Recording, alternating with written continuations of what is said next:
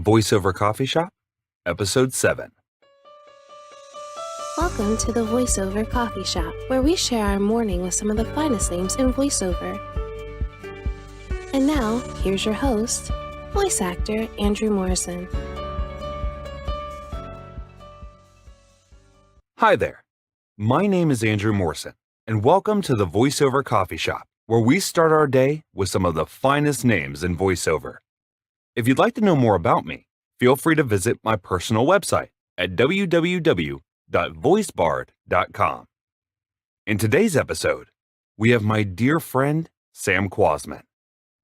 Sam is a veteran actor who's most notably known for his roles in Robot Chicken, as well as being a series regular in the Tom and Jerry Show for his part as Little Quacker.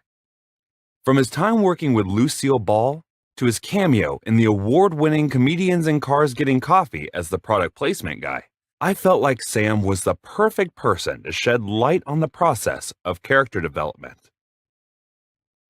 How are you? Oh boy, how about that? Oh yeah. So how do you take your coffee? How do I take my coffee? Mm-hmm. I take it with Splenda and half, and I like the dark roast. Dark French roast massage à toi, no? Yeah. Oh, you and me both. Je le parle un peu. There you go. So what got you your start in the entertainment industry? To tell you the truth, I was a kid, and my first play was at 11 called "Have I Got a Girl for You," Mm-hmm. with Mark Richmond and Mabel Albertson, and then I stopped and went to school. And all I did was study dancing, acting, singing. And I got a job at 19 in a show called Disney on Parade. And Anna White had just won the Academy Award for Oliver. And she was a big choreographer. And she did Music Man and Bye Bye Birdie. And she hired me as an original cast member for Disney on Parade. And I was dancing in the show. And we were in rehearsal. And I did the voice of Donald Duck. And they went, "You're the next voice of Donald Duck for the show. Will you do it live?" I just want to say about Disney on Parade, it's what you see today is Disney on Ice. Mm-hmm. So what they skated, we danced. So we called, we called ourselves Holiday on Wood. But that was the after effect of dancing. It became an ice show, and it's basically the same exact thing, except we were a huge show back then, and had like 30 dancers in it, and I was the lead alligator in Fantasia, and Patrick Swayze was Prince Charming. How did that happen? I mean, I could have been Prince Charming. Not up against Patrick Swayze, though. So he was a great guy. And so anyway, Anna was choreographing Mame at the at Warner Brothers. And so I went into audition, and Anna goes, and Lucille Ball was there. She had starred Lucy, name was, and she had these big glasses and a bunch of hair, and she was just sitting there, and Anna goes, "Oh, this is Sam, I discovered him as the voice of Donald Duck for Disney on Parade. Do Donald for Lucy." So I did Donald for Lucy, and she goes, "That's very good." Then I got on the set, and I danced in the main number, Mame, and I got to talk to Lucy. She was wonderful. She told me stories. So yeah, it was fun. So you did you went from dancing to on stage work. So how did that translate to voiceover work? How did you start doing work with Seth Green and with the Tom and Jerry Show? That's interesting. That was many years later. I was already doing Tom and Jerry Show, and that's an interesting story how I got that job. Yeah. And a friend of mine calls me up out of the blue and says, "I just did Robot Chicken. They're looking for a duck voice." And I said, so I recommended you. And I said, "Oh, that's great." So they said to me, "Well, it's great that you did Donald Duck, but we need you to audition with our dialogue," which is normal. That's what they ask you to do. So I sent it in, and I got the job on Robot Chicken. So with Robot Chicken, not only do you do one voice, you do three voices. So I did something with Brian Austin Green and Megan Fox, and then I did something else as Dracula or something, And we have a new one coming up where I'm Roadrunner. Meep, meep. Are you allowed to talk about the Roadrunner one? Well, no, it hasn't come out yet, so all I can tell you is it's pretty funny. Yeah. And Robot Chicken pretty funny anyway. So we did one with Mickey and Donald at a bar picking up chicks a few years back, and that I think is one of the best. It was like 30 seconds long, and it was just hilarious. And I'm skipping around here a little, but when I was younger, I went to the Mel Blanc School of Voices, and I still have my certificate. But I did manage to get over to Disney Studios and started doing their records and toys and things. They didn't do any cartoons when I did it. But here's one of my albums. This is totally mini. It's out of print now. I don't know if you can see it. Yeah. Yeah. And it's out of print, and here's the back.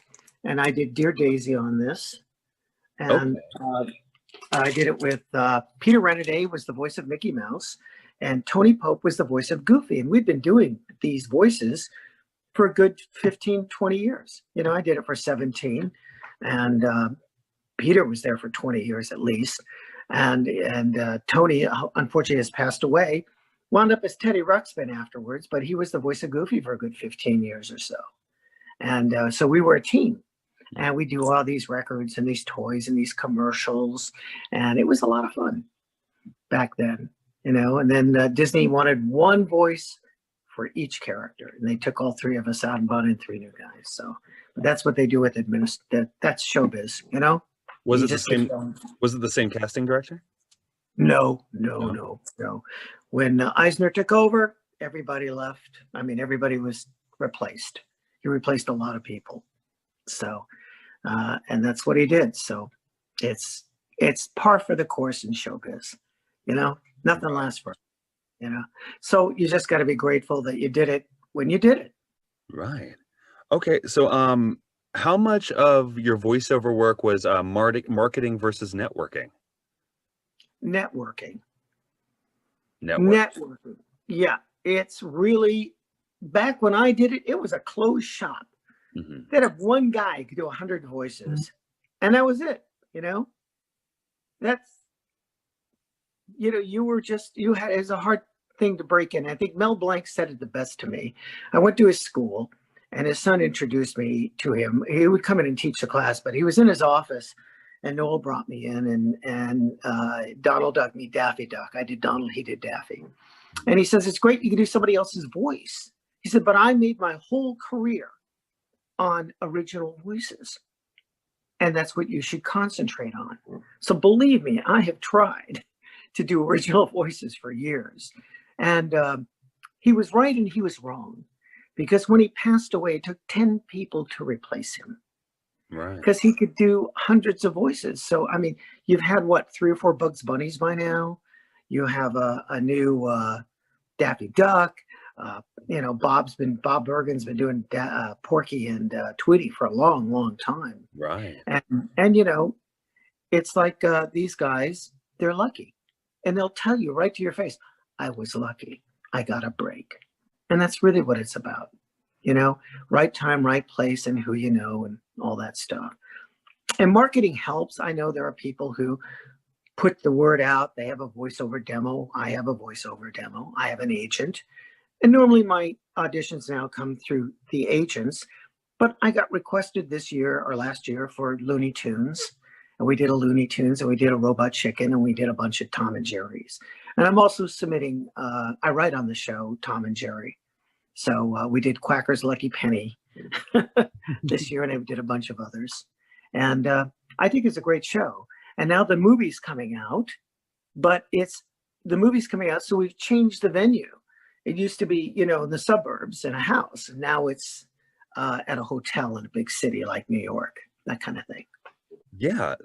So about your work with Jerry Seinfeld, how did you meet Jerry Seinfeld, and how did you become the product placement guy in his show, Comedians Get Coffee in Cars? And yeah, Comedians in Cars Getting Coffee. Yeah. Yeah. Well, I knew Jerry Seinfeld from doing stand-up comedy, and we did stand-up together, and he remembered me. And I got it through Barry Mortar, who is his head writer. And Barry cast me in Letters from a Nut, produced by Jerry Seinfeld at the Geffen Theater. And then we made a movie out of it. It's shot as a theatrical piece, not as a movie. And it's now on Amazon Prime. It's very funny. It's about a guy who writes crazy letters to corporations and they answer him. He sends a letter to China and says, I need, Batman fat man suits for fat people, 600 pounds and above, size 56 waist. Can you do it? I need 6,000 of them. And they write them back. And they say, sure, we can do that. He goes, okay, we're coming to China, make sure we can get into Panda Express. They write back and say, what's a Panda Express? Because they eat real Chinese food. Right. So it goes on, and it's very funny stuff. And I was really proud to be part of that. And Barry's a fantastic, phenomenal comedy writer. And so that's how it happened. Again, Jerry had called up Barry and said, I need a product placement guy, and I need one fast. He goes, well, how about Sam? He goes, go get him. That guy can do everything. So I got lucky. Again, it was right time, right place. And that was a lot of fun. Yeah, and Jerry's a great guy. So Barry, no words can replace a friend like that, somebody who really goes out of his way for you and trusts you, trusts that you'll do a good job. Right. Mm-hmm. So what other voiceover work have you done? Well, I was on, let's see, I've done Super Bowl commercials. I did a Kawasaki commercial on a Super Bowl where I made all the motorcycles talk. Okay. And I was on camera many years ago. And I did Ghostbusters, the cartoon. And that was because of Arsenio Hall and Frank Welker was there, and Maurice LaMarche.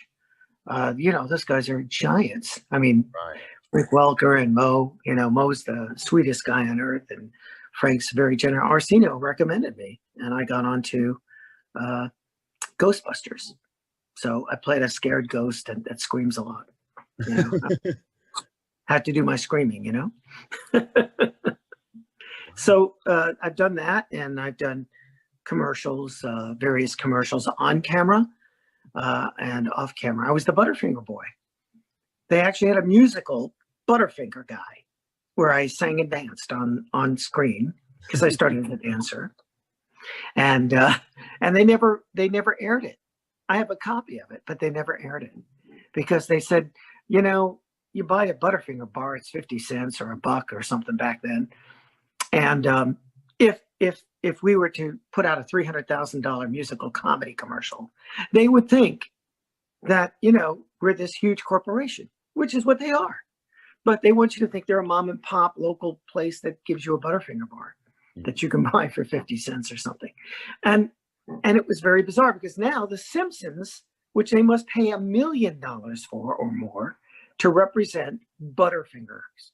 So go figure, times change. Right. So when you're going into to audition for voiceover work, what does your character development process look like? Well, there are times when they don't even give you a picture. Mm-hmm. It's great if you see a picture with a guy with a long nose. Oh, that's a luxury, right? Yeah, he might talk like this, or talk through his nose. And you want to do placement like in the back of your throat or in the front of your throat. There are places you can, a guy with no chin, the way he looks and the way he talks is a way to understand somebody who wants to talk, something like this. And accents are important. French, I once dubbed over Cheech Marin for Born in East LA. Mm-hmm. So, hey man, what are you doing, dude? Hey, in Sin Resina Tarzana Tahanga North Hollywood, La Brea, Figueroa, Sepulveda, North Hollywood. I did his voice. And I went and saw the show. It was on television. Back then, they took all the swear words out of the show. So you had to say, "Oh, oh man, oh fudge," "Oh shoot," you know. Gee golly, right. Yeah, golly, gosh, gee whiz, gosh, darn it, gosh, hey man, gosh, darn it, what are you doing, And so I was so thrilled and it was going to be on television. I brought my wife in and my kids, so we're going to watch this thing. And it was dead on. And I go, wow, I'm good. And I went in to do another voiceover for a movie called just S's. It was a big movie back in the 80s. That was the entire name of the movie. The entire name of the movie is just SSSSS. That was it. And so they said to me, I said to the guy, I said, it's great. I'm here. I'm going to do this another movie. Can I ask you a question? I watched Born in East LA, and I swear to God, I sounded just like Cheech. And he goes, well, you are our insurance. Because Cheech came in at the last minute and dubbed it over. He said, but you were good. So actually, Cheech did it. He put in he did the dubbing. But I thought it was pretty damn good. Yeah. So how often do you do auditions now? Do you still go in and audition, or do they just know you by name and they're like, yeah, we'll just call Sam? Yeah. Well, for Ducks, for Robot Chicken, they'll call me in. Mm-hmm. And they just called me in as a guest for Looney Tunes without even having me audition. Oh. So because it's all Looney Tunes is Warner Brothers and Tom and Jerry's Warner Brothers. So I guess they just said, come on in. And I go to my friend's house, or I do it right here in my own house, depending on what I want, for the sound. He has better equipment. So if it's really an important voiceover audition, I will go to a studio like my friend, and I'll do the voice there because he directs. So if I think it's very important, that's what I'll do. Like there was a video game that I auditioned for yesterday, and I went to my friend's house because he also directs. And he'll say something like, well, that, you want to keep that organic. Mm-hmm. You don't want to make it, you're too cartoony. Because, I'm so used to doing cartoons. Hey, I'm over here. Come here. Hey, what are you doing? Right. Stuff like that. It's about placement. We were talking about it. If the guy has a nose, a long nose or something, or a big forehead, how do you interpret that in your voice? Right. Or you look for somebody else, who's going to stick out like this. So, hey, Tuffy, how are you today? And he's probably owns a yacht. So you get the attitude and the picture of the person, but it's the acting. Right. It's not just the voice. I mean, they can teach you placement, right. But how do you interpret? Like when I do an audition, I don't do every line the same. And so, well, what do you think? Well, what do you think? Well, what do you think? So there's 3 different versions. And that's what you do when you go in and you record. They want 3 different versions of the line or the phrase, and you do each one that way. Even with Donald Duck, even with Little Quacker. Let's do it again. Let's give them, let's emphasize that was too loud. That was too soft. That was too harsh. Make it more innocent. Warner Brothers auditions and things of that nature, like you do each line 3 times, or you do the whole script 3 times individually? No, you do each line. Okay, and those each are line, or unless it's a paragraph. And then if it's a paragraph, then you want to do the whole paragraph and then repeat it 3 times. Okay.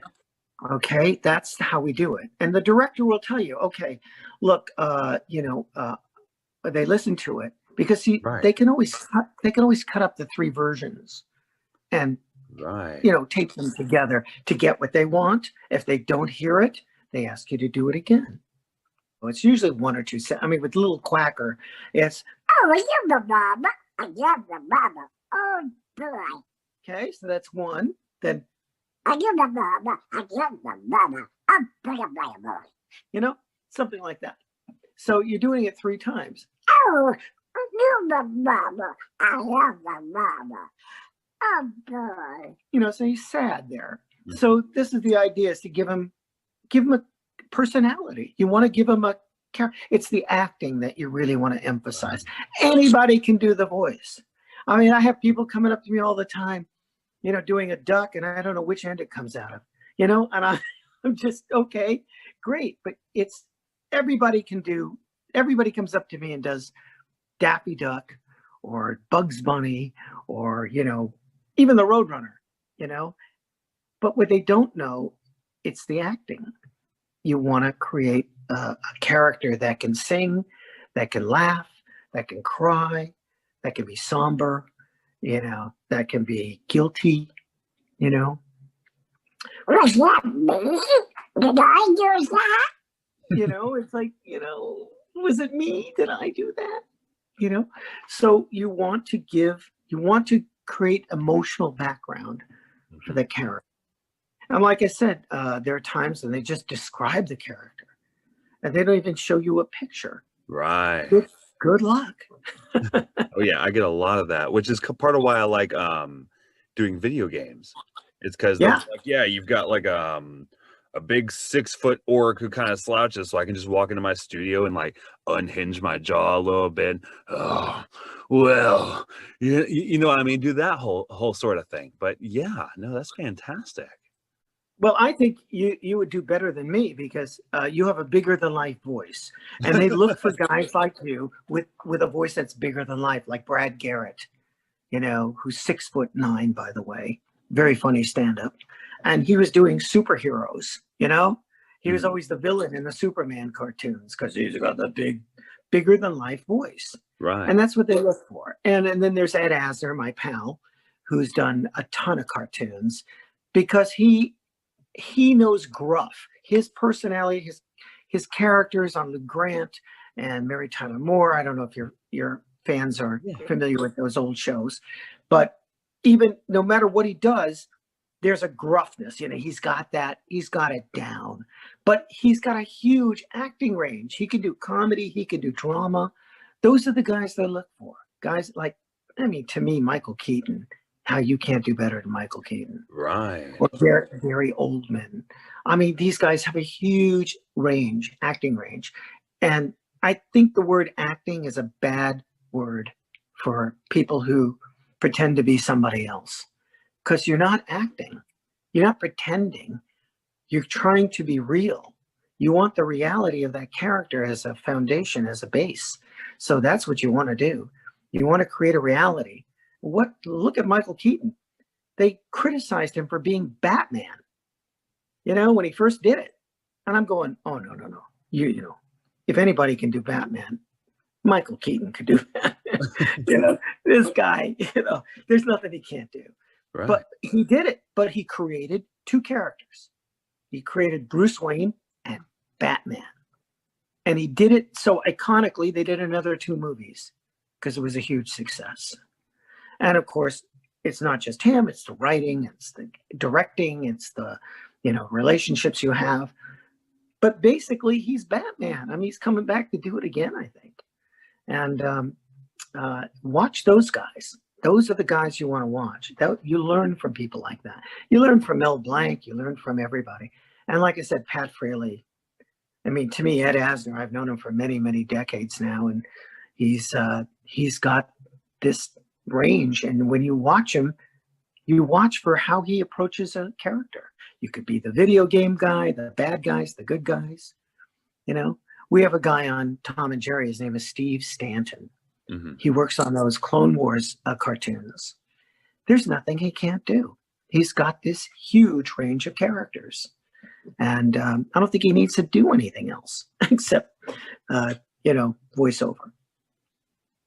So with the pandemic going on and everybody being quarantined as it is, people who are not within the major cities like Burbank or Dallas or Ontario, how would they get their demos into the hands of the people that need to see it? You do a voiceover demo, Mm-hmm. and you've got to, I think in this case, with the pandemic going on, the only thing going on is animation. Right. They've stopped film production on camera, but cartoons are exploding. Netflix is opening up a 17,000 square foot building, and they're going to be doing 4 major cartoons a year, major movies. They're animation. I'm sure they'll use a lot of celebrities, but Right. they'll also use, other voices for background or whatever, And my point is that I don't know what to tell you about an agent other than you just need to submit. And I would start locally and build your resume because they want to see that you have credits. And like I said, when I started, it was a closed shop. It was very difficult to break in. You really had to be unique. Right. So the fact that I had a foothold with Donald Duck, it got me into voiceover. And I still had a hard time getting work, So it's a very competitive, and it's who do you trust? It's like any other job. Well, again, I would write a letter and try to approach some of these agencies, like there's Abrams, there's CESD, there's Sandy Schnar. These guys do voiceover. They specialize in it. Abrams, Rubaloff. My point is, though, I would write them a letter and try and reach them and send them your voice demo. A physical letter? Physical letter or to get their attention. You send them an email, where's that going to go? Right. So would you so get the name of the the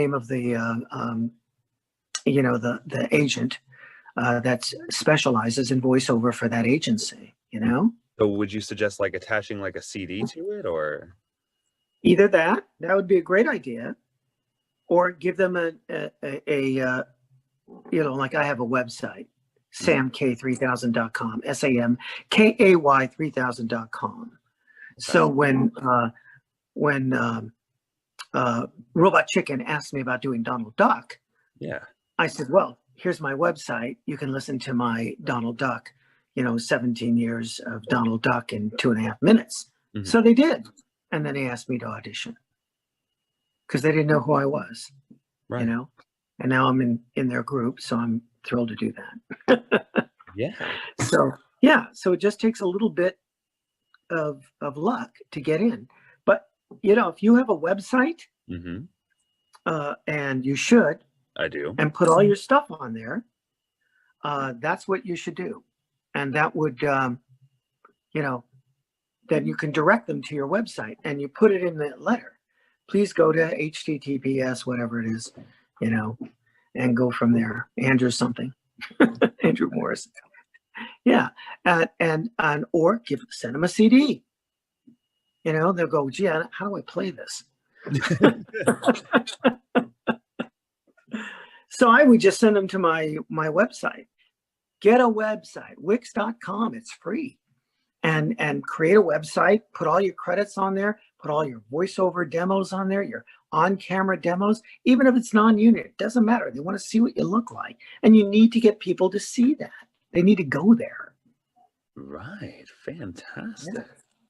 Yeah. So you said you wish you went back and produced, but what do you feel like your greatest takeaway? Like if you were to end your career now in the voiceover industry, what was your biggest takeaway from it? What was the part that resonated with you the most? Well, it's hard to say because I absolutely loved and just loved performing. And I didn't care if I was a ventriloquist or Donald Duck or Little Quacker. I spent my life acting, and it didn't really matter. It's always something really exciting. Like I was at the Beverly Hills Playhouse, again, acting lessons. And I was there and I choreographed and directed and created some scees from The Producers, which Mel Brooks did on as a movie and a stage play. Well, I played Bialystok, and I could sing and dance and act. And to me, that was the greatest. And so when I do Little Quacker for Tom and Jerry cartoons, it's because I really, really love performing. And so long as I can do the part, and that's what I care about. And had I been a producer or a director, a lot of these guys just put themselves in the movie. They put themselves in the show. Well, I wrote it. I'm going to star in it. Right. Yeah. Might as well. Yeah, exactly. I would like to thank Sam for his time and wonderful words on what exactly it takes to be a voiceover artist. I really hope you enjoyed this first-person look from the perspective of a talent working for giants in the industry, as well as Sam's great insight on auditioning and submitting to agents, even during a time as uncertain as a pandemic. Thank you for listening, and I'll see you next time. Thank you for listening to the Voiceover Coffee Shop. For more information on guests, new episodes, and more, be sure to visit www.vocoffeeshop.com.